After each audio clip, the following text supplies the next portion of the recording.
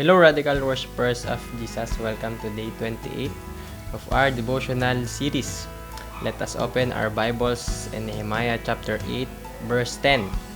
For the joy of the Lord is your strength. Welcome to day 28. Today we are choosing joy. Joy. Joy! Ang joy po o kagalakan ay hindi nakabase sa sitwasyon. Magkaiba po ang kasiyahan at kagalakan. Ang kasiyahan po ay depende sa mga sitwasyon like kung minahal ka niya pabalik, edi congrats. Pero ang kagalakan po ay nagmumula kay Lord at nakaugat po ito sa kanyang presensya. Let His joy refresh and strengthen you. Ngumiti, tumawa, at sumamba. It's a weapon. Ask the Lord to fill with His joy.